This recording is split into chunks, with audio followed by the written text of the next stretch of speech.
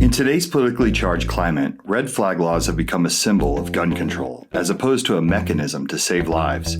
The mere mention of them within the pro-Second Amendment community triggers responses of anger and frustration. These laws vary from state to state, but are discussed as if they are one mythological boogeyman used by vindictive ex-lovers or angry coworkers to strip law-abiding citizens of their 2A rights. The pro-gun control crowd weaponizes them to accuse us of not caring about saving lives if we oppose them. One thing is for sure, everyone has an opinion on them, but very rarely has anyone actually been part of one, which leaves us with the question, what would happen if you were in a scenario which required you to enact one while being a staunch 2A supporter? Would you find yourself stuck between a rock and a hard place weighing your support for gun rights against your moral duty to save the life of a loved one or potentially others? It'd probably feel like an episode of The Twilight Zone. Today's guest was unfortunate enough to find himself in that very situation. This is the story of David Anastasi.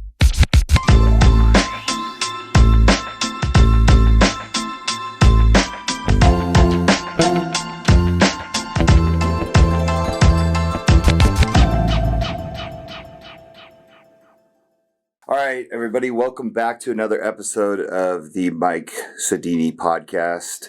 And today I have a special guest. I consider him a friend, but he's a guest on the show today, David Anastasi. What's up, man? Thank you for joining us. Going on. Thanks for having me. Yeah, so David and I go back a year almost to the date, right? I think I met you on September 7th of last year, and damn, what a year it has been for both of us. I mean, the background, obviously, that you've heard of the intro is David's one of the few people, I think, in the 2A community, and I would say you're part of the community now just because of what has gone on. You've always been part of it as a Second Amendment supporter, but now you're part of it because you have this incredible, unique story about your father. And you are, honestly, you're the only person I know that's ever actually been involved in a red flag law out of the state of Washington, especially that state in particular, because that's considered one of the spookier ones when it comes to red flag laws. So why don't you tell us a little bit about your father's situation and who you are, what you stand for when it comes to that? So I got to start off first with just brief background on my dad. He had a slip and fall accident in it was April of 2012. But prior to that, my dad was president and CEO of multi-million-dollar technology companies. During his slip and fall accident, he was in the middle of a startup after selling the technology company that he was the president for. So my dad has been a very, very, very successful guy in the professional world and is very respected in technology and business. So, April 2012, we were in Vegas and he was coming out of casino and slipped and fell, hit the back of his head and knocked himself out. And it just kind of cascaded from there as far as, he had diagnosed with a traumatic brain injury, some pituitary gland issues, which then affected his adrenal gland and his body's ability to produce hormones and that kind of stuff. So it was a pretty big ordeal, and it took a couple of years to really get his stuff under check as far as his physical health, because the doctors didn't really know in depth what that slip and fall accident had caused, other than the traumatic brain injury. So fast forward a couple years to 2018, and he was on track, was doing really well, handling the traumatic brain injury and everything going on with it. Him and my mom have been married together for 35 years, and their relationship was pretty good. And then he was scheduled to have hip surgery last year, and the doctors needed him to lose weight. His weight fluctuated a lot with the traumatic brain injury and everything, with the hormones and stuff like that. So they put him on this drug called phentermine, which is a weight loss drug, and it is an amphetamine. There are a lot of negative side effects to that drug, and that are especially magnified because of his traumatic brain injury. And it wasn't until after everything that we went through with him, and tell you this the story as it goes, that the doctors actually found out that this was the issue. This was the main thing that was causing all of these issues, was phentermine. And we initially thought it was CTE from his initial traumatic brain injury. Over the 6 or 7 years, he had 11 or 12 other concussions from losing consciousness or passing out and hitting his head on other stuff. And so we just thought it was a degeneration, and this was the culmination of those multiple traumatic brain injuries. So everything that we had read into pointed towards CTE, and it wasn't until we got him the help that he needed that the doctors figured out and took him off of all of the drugs he had been prescribed, and really got his system clean and got him back on the stuff that he needed to be on, where he leveled out. And we found out that it was the phentermine. And my mom had always had that kind of intuition that it had something to do with that weight loss drug that he was put on. Because it's speed. Yeah, essentially, yeah. For those listening, that's Kenny Fresh, by the way. Kenny is in on the show. That's not God, but I'm in the God chair, though. Yeah, that's right. You'll hear the voice of Kenny.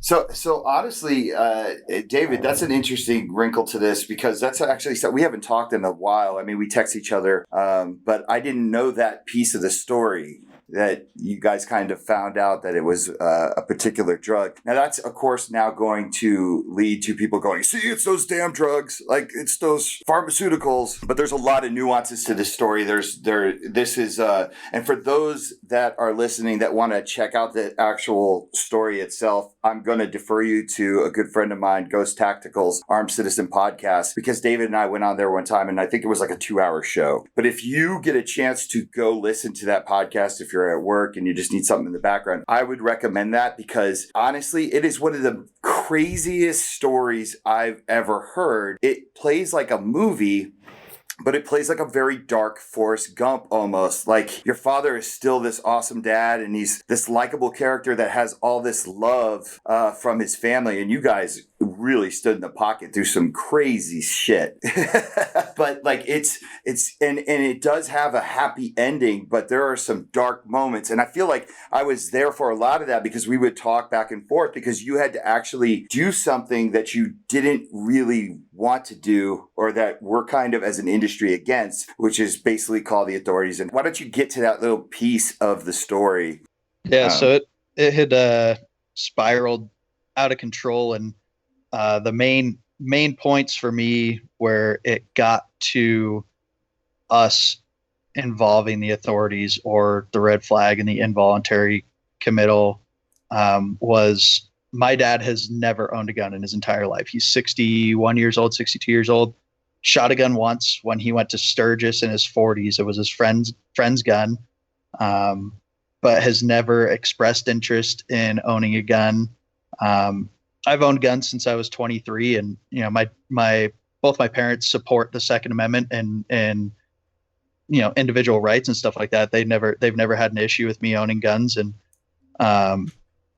so my dad went on this spending spree, and it's part of that. The effects of that drug are, overspending, no filter, stuff like that.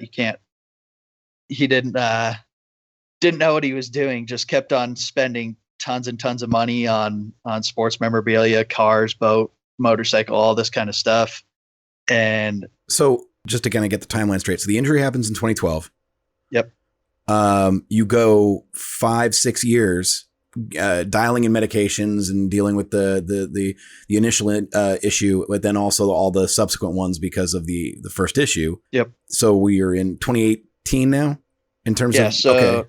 2018, it was May was when he was prescribed the phentermine to get some weight off, to be able to get the hip surgery that he had to have his hip replaced. So the doctors wanted him to lose 100 pounds before they would do the hip replacement. So they put him on the phentermine May of 2018. And we went on a family vacation to Maui for my mom's 60th birthday. And right away we could all tell that there was just something. He was really irritable, didn't really want to spend too much time with the family, would get upset about really small things. And we could all tell just the change in the characteristics of his everyday life, of what was going on, but we just didn't know what it was. So fast forward to November of 2018, I was home for work back in Seattle. I stayed with my dad, and at this point, my mom and dad, my dad was at the point where he asked my mom for a trial separation. They've been together for 35 years. And so really out of the blue, and it was, they had been going through stuff, obviously, because of the change in my dad's mental state, being really irritable and just fighting over stuff. It kind of blew up while I was there, and he essentially kicked my mom out, tried to kick me out of the house, and that kind of was the big spiral out of control. When I was home, he asked me to go with him to buy guns. And I straight up told him, I was like, before I'll do that with you, I really want you to go and see your neuropsychologist, see your psychiatrist, because at this point he had been skipping doctor's appointments and he was essentially self-medicating with all of his hormone drugs, the phentermine, all this kind of stuff, and not going to see his doctors to keep his stuff straight.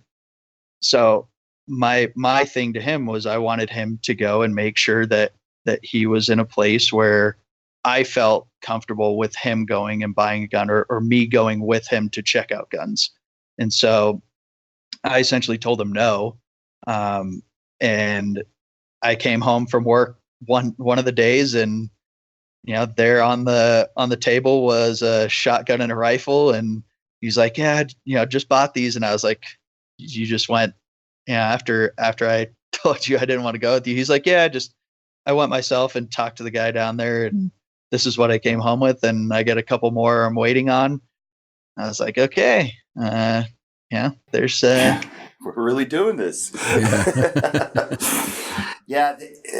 Real quick, I just want to, because I'm sure there might be one or two people listening that say, okay, was it the abuse of the drug, or was it just because anyone knows that any amphetamine, if it's abused, which is like the situation I had with my first wife, I have a whole podcast in the works one day about that, and her behavior started to slip. He wasn't abusing the drug; he was just taking them in combination with a bunch of other drugs. Exactly. He had been drinking energy drinks and alcohol and stuff like that. But the biggest thing was, because he wasn't going to see his doctors, he was still taking the same dosage for when he was 60 to 80 pounds heavier okay, than what he was now. So that was really affecting him, was because it was a higher dosage than what he should have been on.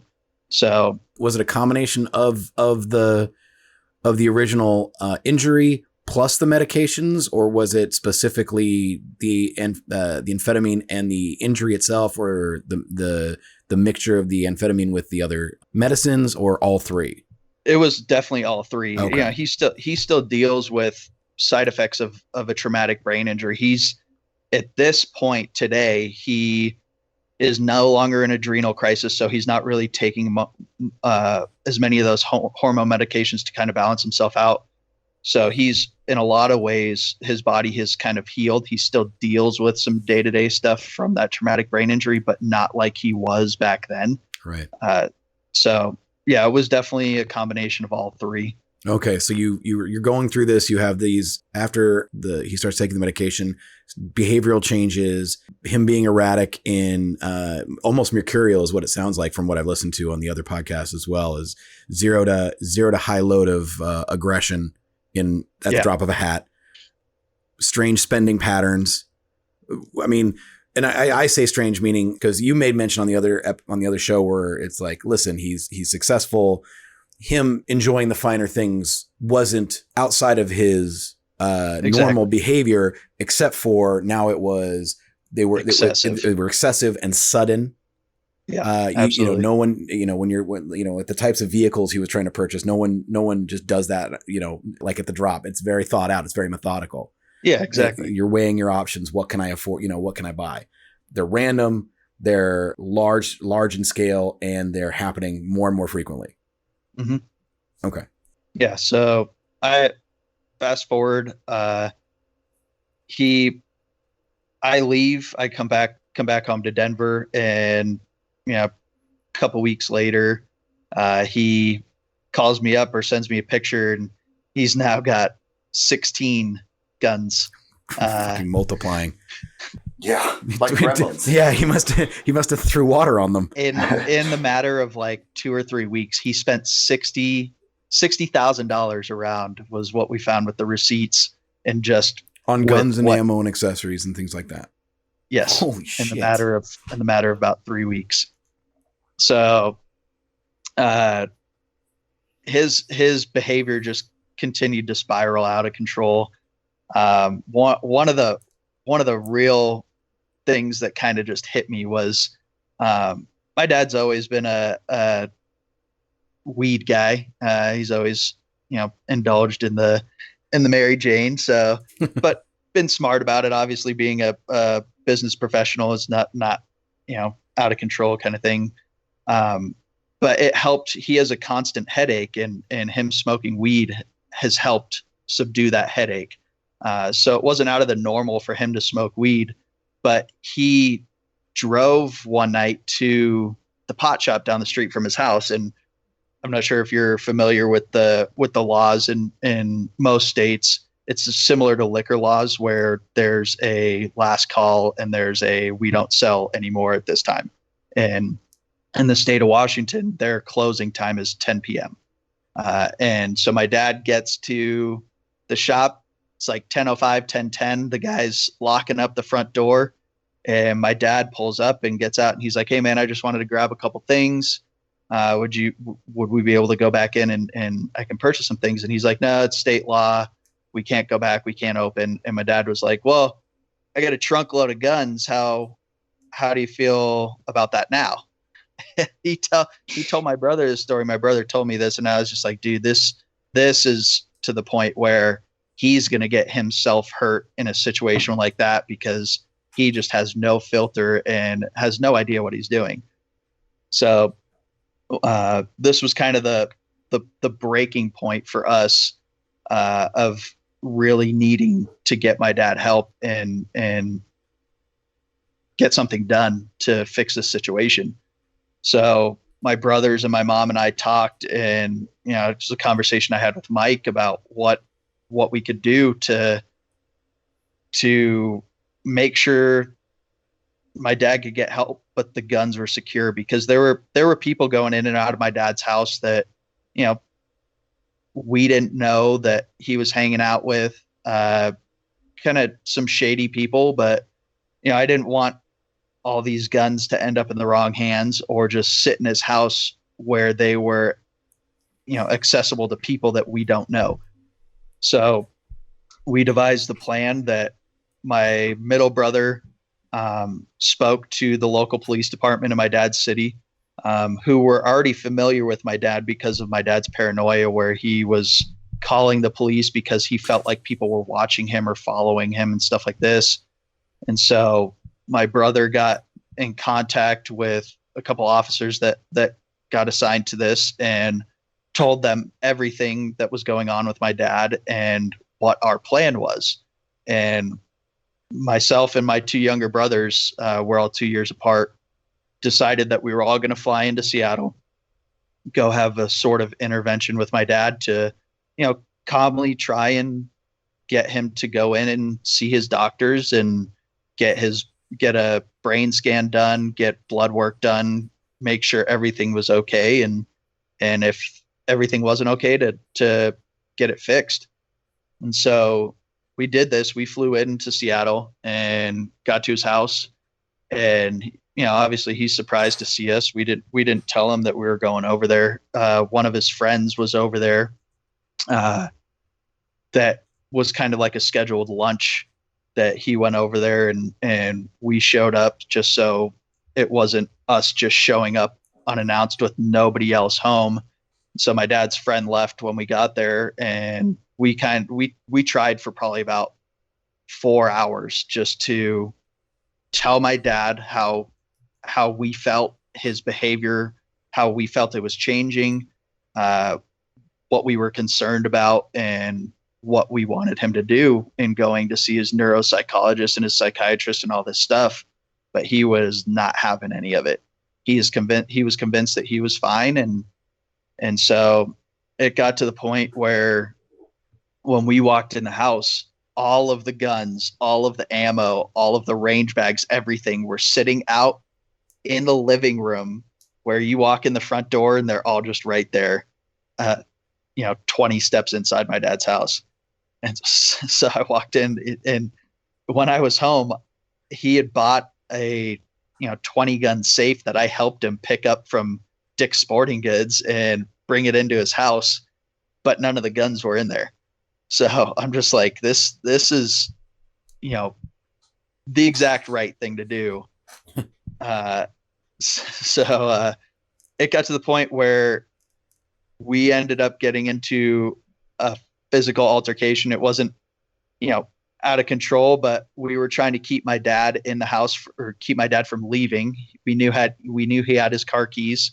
He grabs the bolt action rifle and he goes to walk out the front door, and he's like, I'm going to the shooting range. And I was like, Dad, you cannot walk out the front door in a neighborhood where you got a bunch of kids outside playing with a gun in your hand, not in a range bag. And he's like, no, it's fine. It's fine. And I was like, Dad, I cannot let you leave the house with that gun right now to go do what you're doing, especially you being agitated in the mood that you're in. And so we kind of blocked him from leaving, and it got physical. And so it got to the point where I told my brother that he needed to go outside and call the officers that he was in contact with and have them come help us, because he was not going to go voluntarily. So they came in, and they sent my brother went outside to call them, and my dad called 911 while my brother went outside and told the dispatcher that we were trespassing and that we were holding him hostage and would not leave his house. And so he told the dispatcher that I had guns and did not specify that I did not have guns on me, but I had guns. And I'm trying to yell at the dispatcher over him to get her to hear me that nobody is armed. There are no loaded guns in the house. And I'm just like, holy shit, like this is going down. So the officers came in and they we got my dad calmed down a little bit, and they talked to my dad. And even when they got there initially, they were there for probably 2 hours, probably first 30 to 45 minutes. They tried to convince my dad to go with us voluntarily to go see his doctors to get him the help that we wanted to get him. But he did not want to go. So it got to the point where they told him that because of the physical altercation that they could legally bring him in involuntarily. And we made the call that's what needed to happen, that my dad needed to get the help that we wanted to get him. And so they brought him in involuntarily and had him involuntarily committed. And this is when the red flag stuff popped up, and the officer in charge asked what we wanted to do with the firearms, because it was either they take all of them, they take possession of everything, or they can transfer everything to me. And me being a Second Amendment supporter and not trusting the red flag laws the way that they're written, and not necessarily trusting the government to take these guns and be responsible with them and keep them safe without $60,000 getting lost somewhere or never getting returned. I chose to have the firearms transferred into my possession, and I took them home with me to Denver. So, my dad, we went through the trial. 3 days later, went in front of a judge. My mom and my two brothers, because they were the ones involved in the physical altercation with my dad. And the judge decided that they would suspend his Second Amendment rights for 1 year under the extreme risk protection order. And it actually expires in November of this year. So, but because he's been involuntarily committed that first time, he also got involuntarily committed a second time because after he was released from the hospital in Seattle, it was just a horrible experience with, to be honest, the mental health system in Seattle.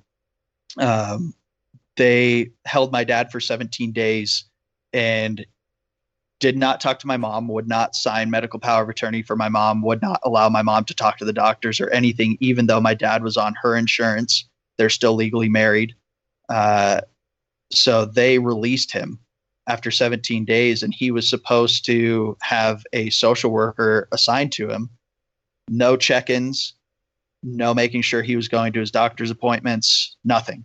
So another month goes by through Christmas, through January, and my dad ends up taking a trip to Jamaica, which is not out of the normal for him. Before he got injured, him and his buddies would go down for guys, a couple weeks for their guys week and hang out for the Super Bowl and stuff like that. So my dad ended up going to Jamaica in the mental state that he was still in and spending money and all this stuff. And at this point, he had spent so much money on sports memorabilia. He bought 2 sets of Dallas Cowboys Super Bowl rings, which he brought with him along with a signed BB King guitar and all his electronics, his laptop, iPhone, iPads, all this stuff with him to Jamaica, brand new set of like $5,000 golf clubs. And he's just down in Jamaica spending money, having fun and getting kicked out of places. And a guy that is friends with my dad that owns a local bar in Jamaica, a friend of theirs got in contact with my brother and told my brother that we need to come down to Jamaica to get my dad because he is going to end up getting hurt or killed. And so my brother flew into Jamaica. Well, so let me just get this straight though. So you have all this erratic behavior leading up to this it's intervention style, like you're coming with us or we're going to do this thing with the red flag. That all goes down. You go before the judge. Everything happens. All the guns are placed under your care. Mm-hmm.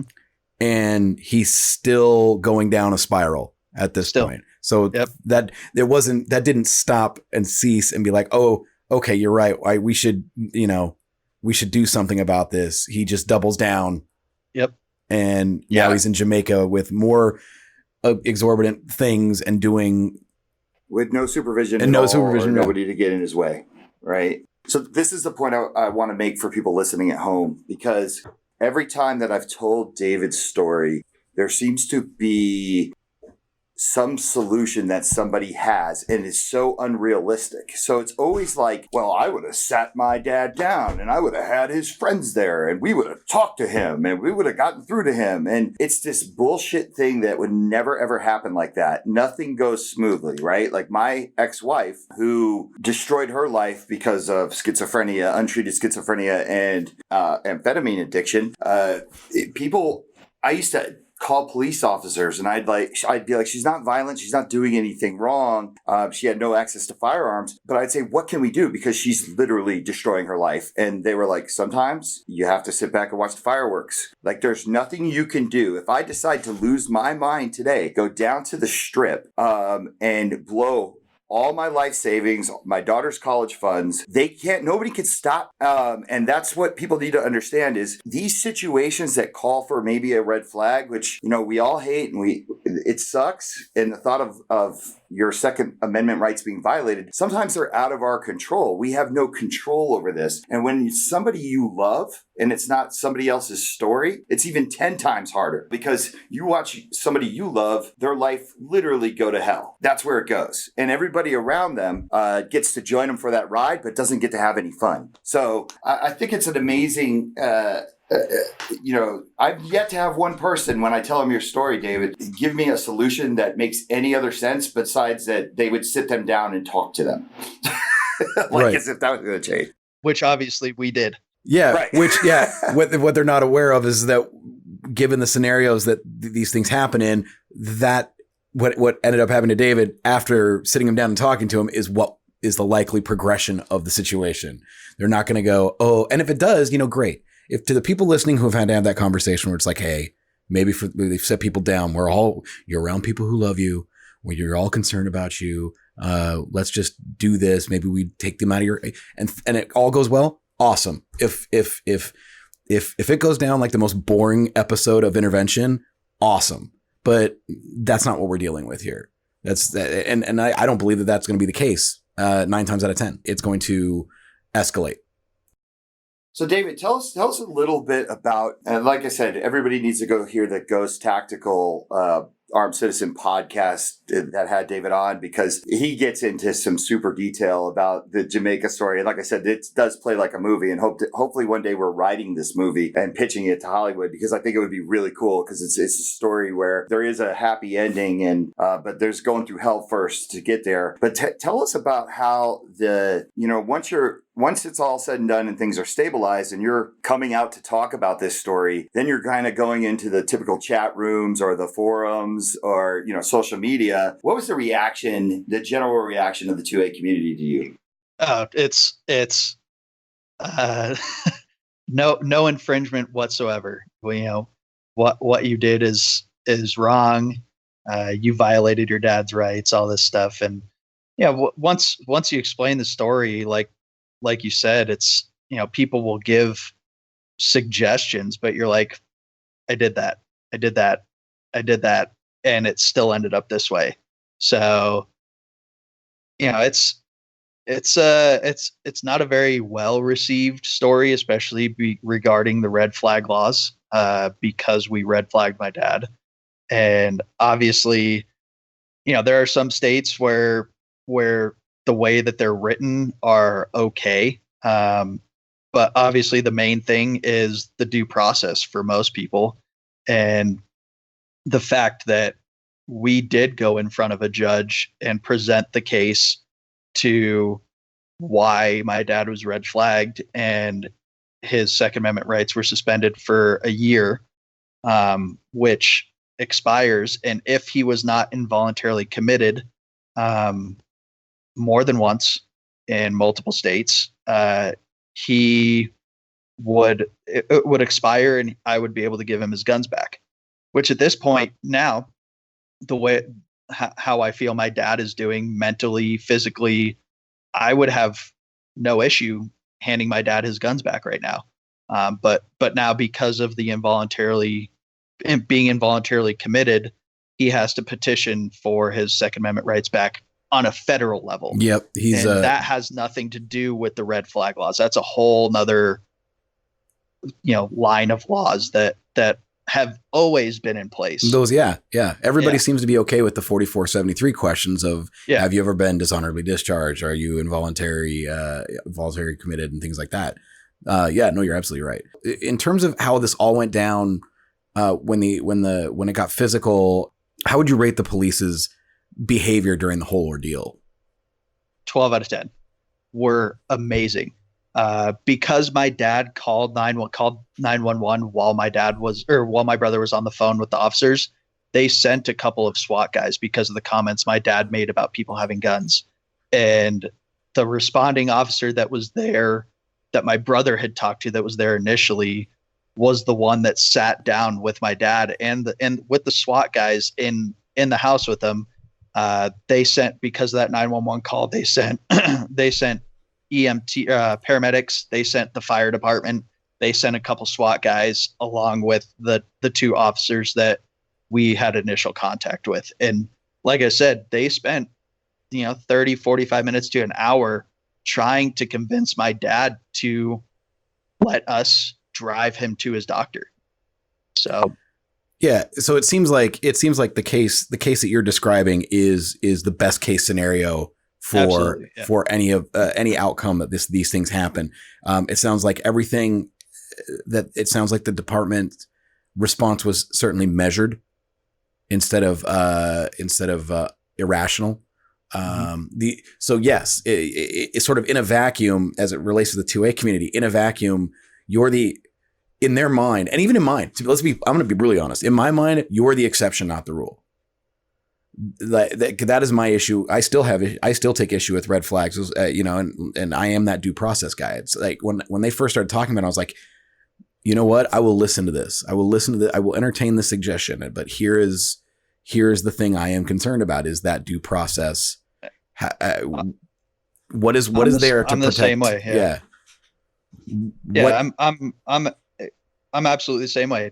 Due process. You can't just take somebody's rights away without, putting them in front of a judge, and that did happen. But I think the biggest difference between the way people see how issues like this go or scenarios like this go and how we handled it are two completely different sides of the spectrum. We had a plan.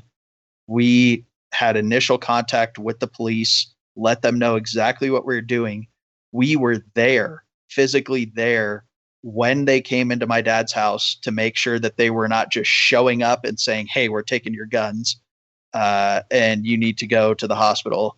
So I think that's one of the big things is, and it's a thing for me too, where you see people, especially this kid that got red flagged. I don't know what state it was for posting Instagram memes and stuff like that, where they just showed up and took his guns. And there have been instances where the police have showed up and ended up shooting and killing the person that they're going to do a mental health check on. So I think that's the biggest thing is we had a plan. We involved the police and let them know, hey, we want to have you guys on backup just in case we need your help. This is what's going on.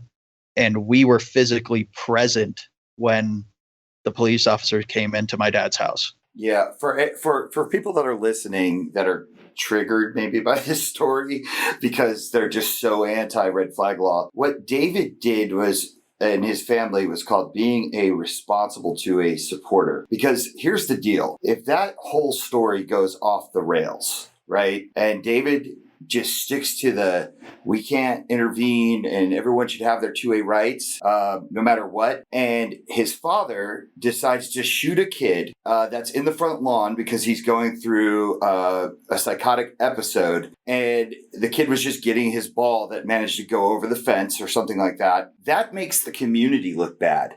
That's another notch for the anti-2A side, right? When somebody does something like that with a gun. And that's why I think it's very important for us to understand that there are these situations where we, as the community, have to figure out what the compromise is, because there are instances like that situation. I know that the other side of it is more. It's scary, right? It's scary, the fact that someone can come take your guns, but we do need to have some things in place to where we can stop things that would give the 2A community a bad name. I think that's very important for us.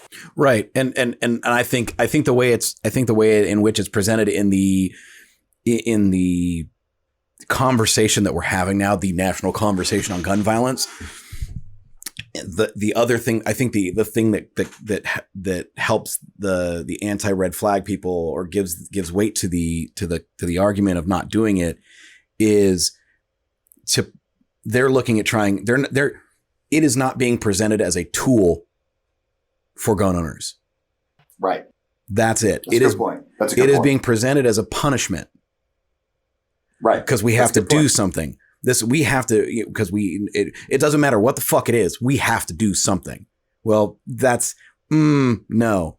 I mean, that is not reasonable. To me, that's not reasonable. It's like, I'm mad and I need to do something. I don't know what it is, because at that moment you have a 50-50 chance of doing something positive or reactionary and negative. Right. So, I think it's also, it's not being there. It's always like, well, this is a tool for law enforcement to protect the community. This is a tool so anytime. Yeah. So the conversation is always, the conversation when it comes to anything that is, common sense gun reform doesn't include the 2A community. I mean, I'll admit, I absolutely, I'm going to be that 2A absolutist guy right now. Is that it doesn't. None of the we need to do something conversations have anything to do with involving the 2A community beyond them just going, well, beyond saying you need to compromise with us. And the 2A community rightfully goes, well, no, because everything you're suggesting sounds like a punishment, an assault weapons ban, being able for my neighbor to just have a bad day. I mean, for fuck's sake, Rand Paul's neighbor had a bad day and fast forward a year, he's got broken ribs and had to have a piece of his lung removed. Right. If my neighbor has a bad day, these laws have to be written in such a way as that they can protect me, from him just going, my neighbor sucks because he's putting garbage on my lawn. I think he's a threat. And then the cops show up and congratulations, you're punished. That is the perception. I guess that my issue, and David, you'll be able to chime in on this. My issue, I think there's a lot of people in the community speaking for the community that probably shouldn't speak of the community. Because first of all, most people don't understand that red flag laws, they vary from state to state. So right. When this isn't a federal thing. Right. It's not a federal thing. So when people ask me, like, what do you think of red flag laws? I'm like, which one? And usually they're like, I don't know.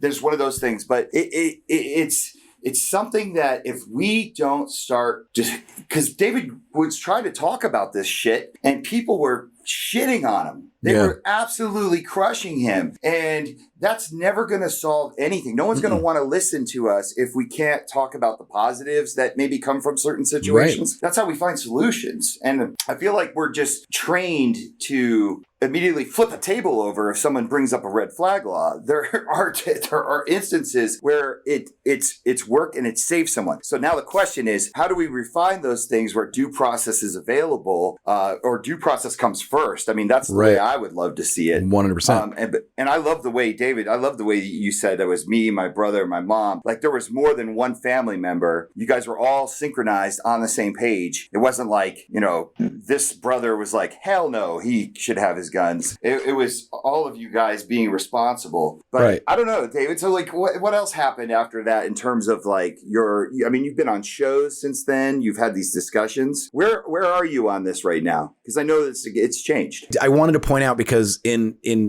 just as I'm thinking about what he's described in the story, I want to point out that it's not just erratic behavior and exotic spending, and a little bit of smoking marijuana. I could see how a lot of people would listen to this and go, all right, so he was spending money, big deal. Like, is that whatever? There were violent episodes as well. I'm assuming there was lots of confrontation that goes on too. He was thinking he was being followed. Yeah. He was thinking he was being followed. Paranoia. Paranoia. People looking in his window at his house. People walking through his backyard. Stuff like that. There were, he made a couple calls to the police that, they knew who he was. So when we talked to them, they're like, oh yeah, we've made house calls for him before. So. Well, and the reason I bring it up too is because like Mike's always pointing out is that the best indicator of future violence is past experiences. So I wanted to have that documented on the podcast it wasn't necessarily that I thought my dad was going to be violent towards somebody else. It was to the point where he's in his own world and everything that he's doing is correct in his world. And I was more worried about the situation, like I said, at the dispensary, where he walks up to somebody he has no idea who they are that's closing up a dispensary at 10 o'clock at night and goes, I have guns in my trunk. Open this place back up. What if that guy had a concealed carry and just shot my dad? Yeah. Yeah, that's very real possibility. Yeah. So it's not just fear of him lashing out in the community, but fear of him having some kind of tragic event befall him being the recipient of violence because of this irrational behavior. Yeah. Yeah. And there was, we were texting back and forth. We were having phone conversations. I am a witness to David's hesitancy to actually do this. I mean, you did struggle with this, and these are something we talked about. And I remember like when you said, okay, I think something has to be done and an intervention has to be had. It's not like you just woke up one day and that was a split decision. You really thought about this. You actually contacted me. I'm sure you contacted Maj. You probably contacted other people to say that this is a tough situation. So for people listening, we could have gone into detail about this story, but for time constraints, we kind of wanted to wrap it up, but it was a necessary thing. Yeah. So with the national discussion and being that you're one of the few people that actually talks about it and has gone through it, most people talk about it and they've never gone through it. It's all hypotheticals to them. Yeah. So where are you now with that? Like, what would you like to see? I would say you're one of the few people that can be considered an expert besides somebody who's been a victim of one of the red flag laws. I still, to this point, don't necessarily support red flag laws because certain states, and like you said, it's not a federal thing, it's state by state. There are states that are just throwing this out there that are just completely ignoring due process. And that's the biggest thing is we need to figure out how, if these are going to be in place, how we can have due process for the person that's being accused or the person that needs to have their guns taken away. Or before it even gets to that point, inside the 2A community, how do we keep it from getting to the point where somebody needs to have an extreme risk protection order enacted on them? We need to stop just standing by and saying, oh, you have to wait until they actually do something. If somebody is showing signs of, depression, similar to what my dad went through with the mood changes, with the, mental instability and stuff like that, even if it's just a temporary thing, like say, hey, what can we do to help you? How can we keep you safe from yourself and not go through with enacting an extreme risk protection order on somebody? And I think that's the biggest thing in the 2A community is people don't want to get involved in other people's shit when they really should. And it could possibly help somebody else out. You don't know what your neighbor's going through. I have friends that are military veterans that deal with PTSD and all this stuff. And, just having a conversation with them and telling them that you're concerned about where they're at mentally and wanting to help them is one of the biggest things. Yeah. So I think about this a lot because when you think of a mass shooting in a school, okay, and I've seen this where they actually take a victim's parents after, and the victim's parent is pro 2A, and he still says, I wouldn't outlaw guns, even though this tragedy's happened. They would say, I'm still believe in the Second Amendment. I still believe in your right to own a firearm, even though I just lost my daughter in this mass shooting. We need to be able to protect ourselves. And this is the exact reason. It's like, that's a very, the so-called woke way of thinking. I really like that. And I think about my daughter in school right now. And if something, God forbid, were to happen, or my daughter's, I would still be very pro 2A coming out of that circumstance. I know I would. But I guess the question is that we all need to ask ourselves is if we saw our daughter, or we saw our dad, or we saw our cousin, or somebody we love dearly, and we saw signs that things were slipping away, how would we feel if we didn't act on it? And ultimately, you either lost that person to suicide, or that person did something horrific, like, say, for example, shooting a child in the front lawn because he saw it as a demon as opposed to a child. That Right. I wonder if people would be able to. I don't know how you recover from that, because it's like you could have done something, but you had the Second Amendment right that you were holding on to. So your love for the Second Amendment, it's a tough situation to be in. It goes back to, not only being a supporter of the Second Amendment, not only owning guns, but it is you inherently, when you buy a gun, you have to be a responsible gun owner. It changes your entire life. You carry a gun every day. I mean, they're not only mentally but physically. I mean, you end up avoiding certain situations or places or stuff like that because you are aware that you're carrying a gun. But it has to go further than that, and you have to be a responsible gun owner. You cannot be lax with something like that. Yeah. And people don't understand that. They're just like, oh yeah, I own a gun. Okay, cool. What are you doing to keep that gun safe? What are you doing to educate your kids on how to handle that gun?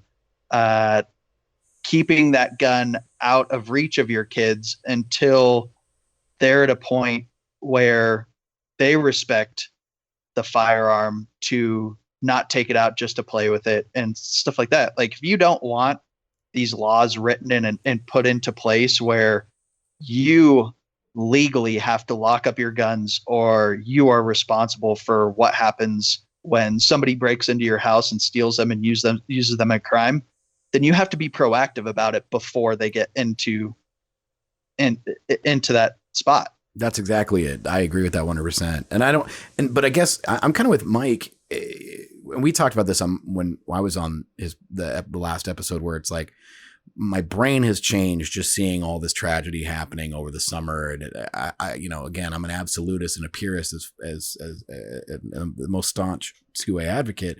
But I sit there and go, is it too late? Have we as a community not gotten out in front of this enough times that good luck trying to take it back at this point? Hold on a second while I pull out my soapbox. Yeah. I went off the other day because of this, but yeah, I agree with you, Kenny. You're absolutely right. Well, did we get lazy and complacent when we thought we were untouchable? Yeah, we got 8 years of Bush and the relaxing and the assault weapons ban falling off, and then 8 years of the best sales we've got. And the Second Amendment's not going anywhere because we had 8 years of Obama, and in 2 of them, the Democrats controlled all the houses of government and still didn't pass gun control. So, we kind of feel invincible, but there are always going to be ways. Abusively written red flag laws is one of them. And so the question really becomes, but kind of to my point of how the conversation about doing something in responsible gun control, the gun community is cut out of it, because even on a state level, I'm not even saying the NRA, they're not consulting. Like back in Utah, it would be the Utah practical shooters and the gun industry, or the gun community there. They're not consulting that. They're not going to do it here in Georgia. They're not going to do it in New York. They certainly aren't going to do it in New York and California. They're not going to take the input. I'm talking about when states try to pass these things, especially now, because we haven't gotten out in front of it. Right. And the shootings still happen and all this still happens. They're less and less inclined to include us in the conversation. Yeah, it was interesting, and this is just a nice little story for this conversation. But I remember Rob Pincus and I were speaking at a mental health function in Kentucky, and there was a guy there from Delaware, and somehow he was a government official that worked on the red flag laws in Delaware, and he was working hand in hand with the NRA. And he's like, I thought these guys were my friends, and he's like, they seem to be pretty happy, and we came to a nice agreement. And he's like, we pass everything, we put it into play. This is a lot of the ideas from the NRA, and then they turn around. And he's like, they give me a D+. They graded every state, yeah. And he was like, what the fuck? Yeah. Well, and that's just it too. Like they certainly consult the NRA, but probably for nefarious purposes as well. To find those lines. It was, bumps. I mean, that was his side of the story. Yeah, you know what I mean? Like, yeah, but it's just, do you guys think? Because I struggle with this one. So to me, due process means that you have the ability to defend yourself before the guns are taken. Right? Like, that's the ideal due process. Like, hey, Mike, your neighbor red flagged you because, he saw me playing bongos naked like me and Matthew McConaughey do on a regular basis. Nice. But so they send over the police, and my guns don't just disappear or they're not taken. There is a thorough investigation of some sort, and I may be able to appear before they're taken in a court of law. To me, that would be due process that makes sense, because there's the accusation or the whatever. But I don't even know if that would work with our community still. And it's funny too, because I think a lot of it is a lack of education too, or a lack of understanding of how the processes work. So you have, I'm going to go into my college professor mode real quick. I'm sorry. So you have substantive due process and you have procedural due process. Substantive due process is the reason that Prop 8 in California was not legal. Okay. It means that the substance of a law has to apply to everybody. It can't make carve outs for people. Right. Procedural due process is that the procedures that are required by the Constitution to remove rights are fair and just, and that every citizen gets them. I don't mean to shit on the 2A community, but when we get into team sports, we tend to not be well researched. Like Mike pointed out on his Instagram the other day, it's like our research skills kind of go out the window. So I think that we have to start with the education of it. What are we actually, when it comes to due process, what is that process? I don't know what it would look like. I'd have to sit down and think about what the procedures would be. What groups are involved? Who comes to your home to remove the guns? Are medical professionals, are mental health professionals involved? Is it law enforcement? Because think about the message you're sending when you send doctors versus cops. Like it's all these things that I don't think it's I guess in this rambling, to me, it's really easy to go, fuck that. Nuh-uh. 2A absolute. No infringement whatsoever, because it is easier than going, holy shit, if I sat down and thought about it, how would I want this to go? If I were to be okay with it. They never want to go through those exercises, like those mental exercises where it goes, all right, if I were to agree with this, what are the things I would want? What are the things we need? What is the procedure? But it's not, it's too hard. And to my point in the last episode, who has the time for that? Well, yeah, and that's why I think I have an idea. We need a 2A game show where people can win prizes and a lot of money to help their family, but they have to answer questions like, you need to write a red flag law. So you either walk away from $100,000 or $1 million, or you figure out a way to write it to where it makes sense and you don't get yourself kicked out of the community. It's like that SNL sketch where Bill Hader has John Mulaney on the show called What's That Name? And it's like, for $1, who is this celebrity?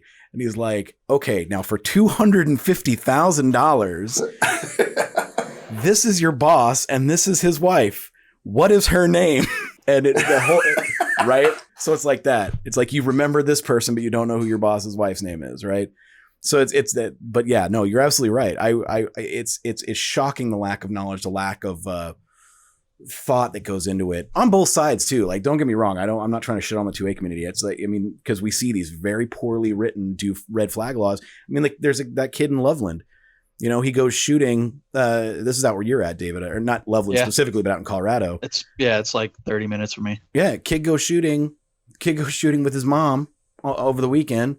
Post photos of it on Instagram, and all of a sudden, the school says, now we have to do a threat assessment before you're welcome back into the school. It's been a week, and I just read on it looks like they've finally cleared him of wrongdoing. Clear student of any wrongdoing. Why the fuck is that even a headline? Loveland School District clears student of any wrongdoing. And so that is why I understand why the 2A community is like, no to red flags, because this kid didn't do anything wrong to begin with. So there's no clearing him of anything. How funny is it when you see it, just because we're all gun guys, and especially you and I, Kenny, because we're industry guys. How funny is it when you see a headline, they're like, man found with 2,000 rounds of ammunition. Oh, yeah. And you're like, that's fucking nothing. That's like getting caught with a 6-pack. Yeah. Right. It's like, how was it? Is it one type of ammo? That's what you think is a lot? Yeah. That's a lot to you? That's what you think is a lot? Okay. Yeah. Yeah, exactly. And it's like, was it one type? Was it multiple calibers? Was 500 of it 22? Yeah. I have another question real quick. Back to the involuntary commitment thing. That and maybe I glossed over it, but did that happen independent of anything you guys did, right? Correct. That was so, all his own actions did that. Yeah. So he had the evaluation when they brought him into the hospital, and they 1310. I think I can't remember if that's 1310 is Georgia or Washington, but that's their involuntary committal at the hospital. And when we brought him back from Jamaica, he asked us to bring him to the emergency room because he actually got shot in Jamaica. He got jumped. And yeah, Kenny, there. Holy shit! I'll send you a picture of that my brother took of my dad when he was in the airport with him, bringing him back from Jamaica, of what he looked like. He looks like a fucking meth head that you would pick up on the side of the street, compared to what he normally looks like.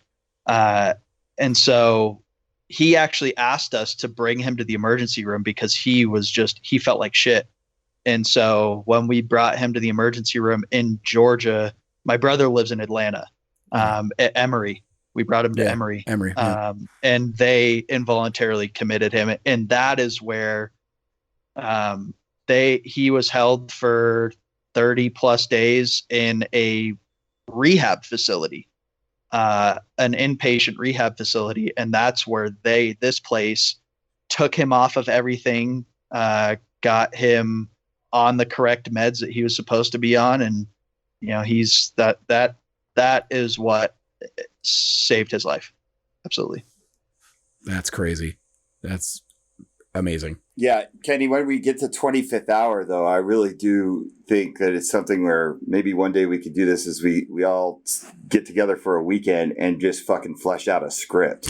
Yeah, no, absolutely. And it doesn't have to be, we could Hollywood it up and change a lot, but it does play like a fucking movie. And it would be interesting because it would almost be the first movie that ever dealt with 2A. Mm-hmm.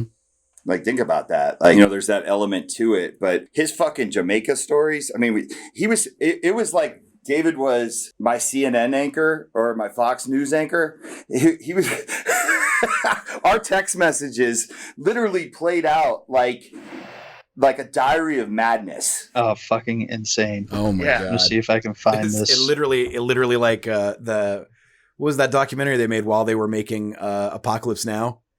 The one that where they were filming they were documenting the filmmaking of it and just how crazy everything was going on the set. So it was like that. That's funny. It was like Heart of Darkness. David would hit me up and I'm like, God damn, man, they're at the lowest of low points. And then David would hit me up and be like, you're not going to fucking believe this. Oh, dude. Just listen to this shit. Well, here, I'm sending you.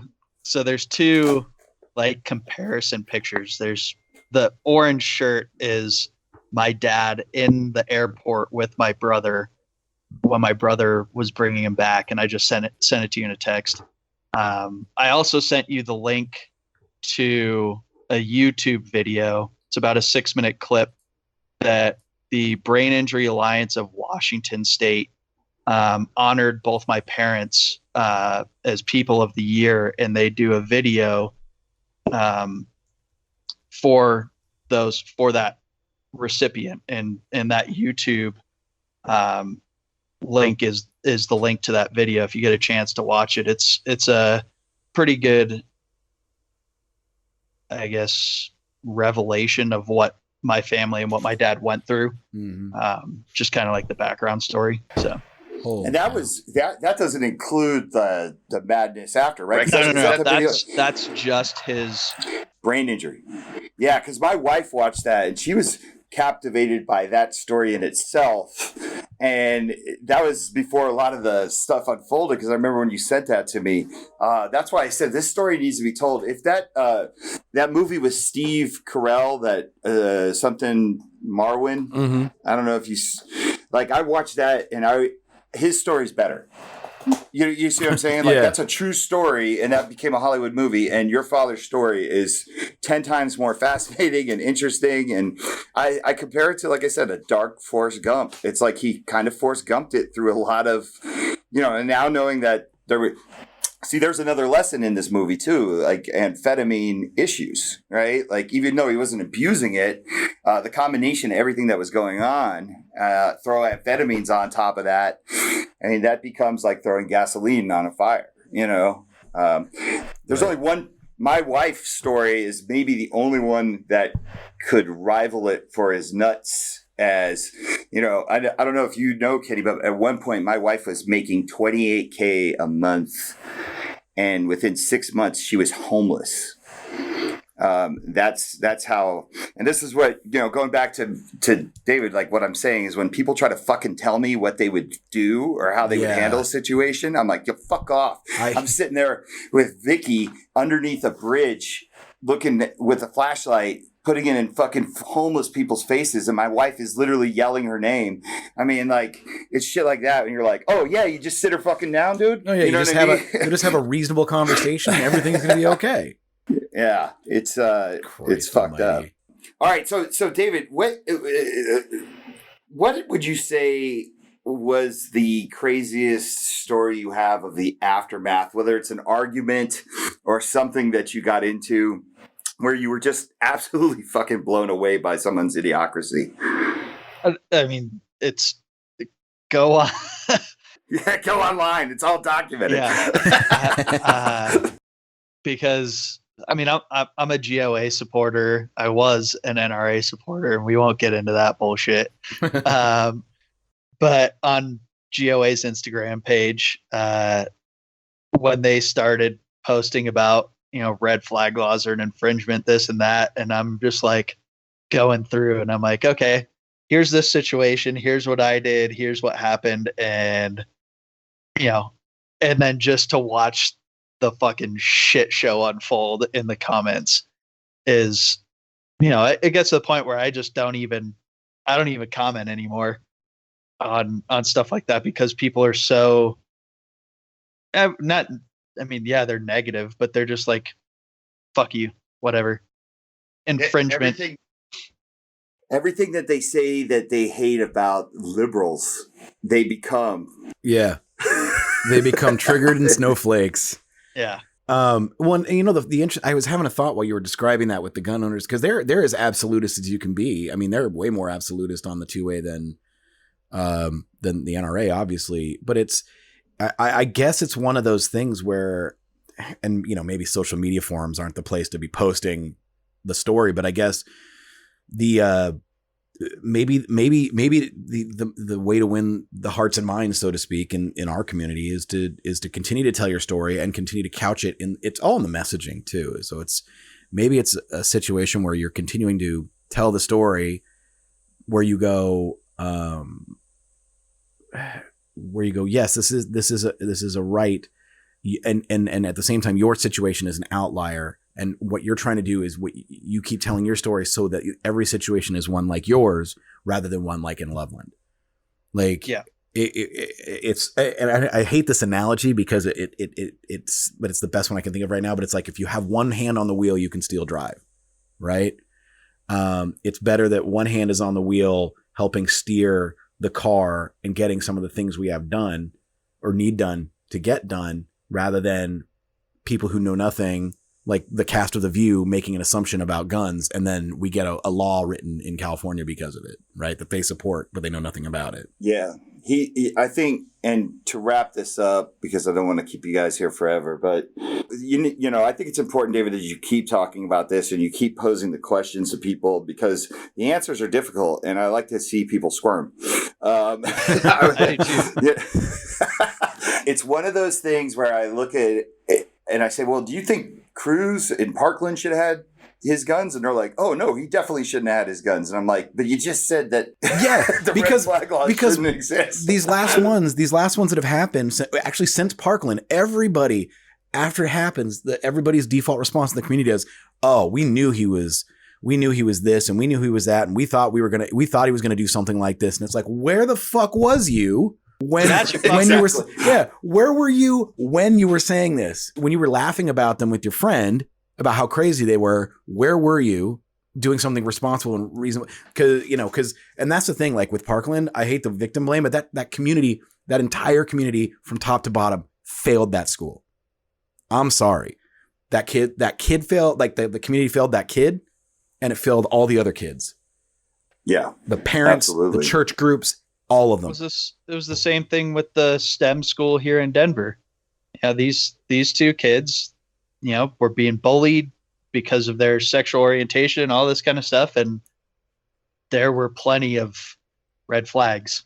There were plenty of red flags. Yeah, well, I hope in the future, if you continue to tell your story, and it would be cool to push you to the forefront, being that you're one of the few people that has experienced the whole ordeal and it had a positive ending. I think it's guys like you that need to be there when these laws are discussed or they're massaged or changed. It's actually more so than probably Kenny and I. Yeah, like I said, real life experience in these things makes you the expert. And I think when you're talking to every single, to a shall not infringe. I think that they need to understand that you're the expert. I that's why I want you to keep talking. Well, it sucks because, and I'll probably catch a lot of shit for saying this, but you get guys like Dan Crenshaw who do understand what, the Second Amendment community for where he's come from, and he just got absolutely shit on by everybody. He did. He really did. And I watched that 20-minute clip on Rogan where he's very reasonable about what he's talking about. He is. Exactly. And it's you sold out. Who put money in your pocket? the NRA. Yeah. That seems reasonable now, given what we know about him. But that's not a negative. Again, so he got absolutely crucified for it. And if there's anybody, and especially at that level of the government that understands that, I feel like, and I've watched a lot, and I follow pretty much everything Dan Crenshaw does. I feel like he is our best representative out of anybody in the government for the Second Amendment community. And just to see him just get absolutely, like you said, crucified was really pathetic, to be honest with you. Yeah. I would rather have voices like his than no voices. No, absolutely. He's pretty objective, and sometimes I question the optics of what he's doing, like that picture he took with the Moms Demand Action, where it looked like they were all buddy. But that's also a meeting. That's what happens when you meet with people and try to find solutions or common ground. You have to be in the you actually have to talk to people. You can't just be like, I'm not going to take a meeting with them. Well, it goes back to exactly what you said with, the anti-gunners not meeting with pro-2A people when they write these laws. Yeah. So why do it the other way around? Why? Yeah, exactly. It's like, I want to be there. I always want to be there. Absolutely. I want to be a voice in the room. And I made a joke to my buddy yesterday where I said, what Fox News needs to do is hold a debate with the 10 people that didn't make the debate in September. They should actually hold a debate for them. I was like, I think that's a great move because, again, bring the voices together. Like, even if you're diametrically opposed to them, why not? What's the harm? What's where they can be challenged on their ideas and maybe some good comes out of it. It's not a conversation if there's no one else in the room. Right. I go in with Walk Talk America. I go into liberal land a lot, right? Like, just because that's the nature of the mental health industry or community. And it's been very interesting. I haven't gotten in one fist fight. I haven't gotten in one. And I have sat there with people that have completely disagreed with me on certain things for whatever it is their cause is, right? So, like, take, for example, I have some people that work in suicide prevention, and they take their job super seriously. And it's amazing when I'm talking about Richard Egan from the Nevada Coalition for Suicide Prevention, so I'm not going to be mysterious, but this is a gentleman that called me one time and said, Mike, did you see the news? We lost one of ours. And I thought he was talking about somebody in the 2A community because he's very pro 2A. He was actually talking about a 13-year-old girl. And so I saw how this affected this man's life. Like, he took it like a teammate, which shows compassion and humanity and everything that I still believe in, and it does exist. But at the same time, for suicide prevention, universal gun background checks are a huge thing, because there are studies that they've done, and they have lost people, and to him, one person is too many. So his threshold for death is one person. When they get a call and they're like, yeah, this young girl shot herself because her father, who's a convicted felon, shouldn't have had a gun, and he bought it from a private sale, that becomes his issue. You see what I'm saying? Like, that becomes important to him. So different people have different aspects of the laws that are important to whatever it is that they're truly passionate about. And I can understand that. And I can have those conversations, even though I don't agree that, passing universal background checks would stop any of that. But I can see why he does, because he's living in it. He's in the trenches, and he does it. It's complicated, and there's a lot of variables to all these things. Listen, David, obviously people can find you on Instagram. I think it's important for people to know how to find you, not to yell at them, you fuckity fucks, but to, if you ever in a situation, I need them to be able to reach out to you if they have a similar situation to maybe what you had. This is the man to reach out to, not Mike Sodini. I've never had to red flag anybody, nor have I ever been involved in a red flag situation, but maybe somebody like David is the person to talk to, because he's actually had to do it, and he can understand where you're coming from and probably make a better judgment call. Where can people find you and contact you? Instagram is pretty much the only social media that I have. Okay. My Instagram handle is that game tech guy. Goes back to my actual job, fixing arcade games. So, but yeah, it's a public page. It's my Instagram is public. So, got questions, got, shit you want to say. Obviously, I'm a person that's open to conversation. I have no issue getting on the phone, talking to people, through Instagram, whatever, as long as you're willing to have a legitimate conversation and not sit there and just fucking yell at me and try and shove shit down my throat, because I'm not going to be that person to do that to you. So, I'm open to it. Okay, and listen, you fuckity fucks. Kenny's gonna tell you where you can get a hold of him to yell at him. If you guys don't yell at him, yeah, I actually don't feel normal if you don't yell at me. It was a rough childhood. Get a hold of you?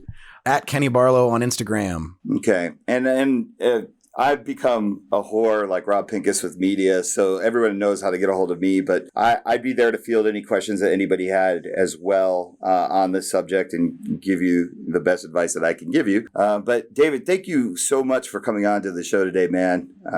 I really, really, really am serious about this movie thing one day. I think it's an incredible story. It truly plays out like a movie, and it turns out that there's even more twists to this damn thing. I didn't think you could tell me anything today that I didn't already know. And then you introduced the amphetamine piece to this story. Well, I mean, it's something that happened after the fact, and we really drilled into it. And I've had a lot of really good conversations with my dad about the podcast and everything going on, especially with red flag laws in the 2A community. And he's going through his legal stuff right now with being involuntarily committed and the ERPO expiring in November, and what he can do to try and get his 2A rights reinstated because of the being involuntarily committed. But he has expressed interest in meeting you, Mike, once he gets this all figured out and the legal stuff is all behind him, and having a conversation with you. So yeah, I welcome that anytime. Awesome. I would love to meet the man. thank you to both of you guys for coming on. I really appreciate it. And I look forward to, by the time people hear this, we'll probably be together in Denver because I'm going to be returning to Denver Gun Days, the scene of the crime where I first met you. And like I said, that seems like 3 years ago, which is insane to me.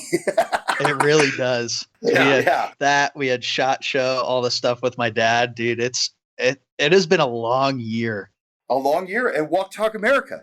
Walk Talk America that was the first time I publicly spoke about Walk the Talk America in Denver. So there was just where we've all come in a year. It's insane. I'm really looking forward to getting out there and spend time with you. Once again, Kenny Fresh, thank you for coming on and helping me with this one. This is such a cool topic. I can't wait for you to edit this so we can get this thing fucking up. Anyways, guys, thank you very much. And we will be talking to you soon. Thanks a lot. I got to fucking work on that outro. Huh? It's all right. It's all right. That's fucking horrible. Hello. We will talk to wife. you, my wife. Amazing. All right, guys, take it easy.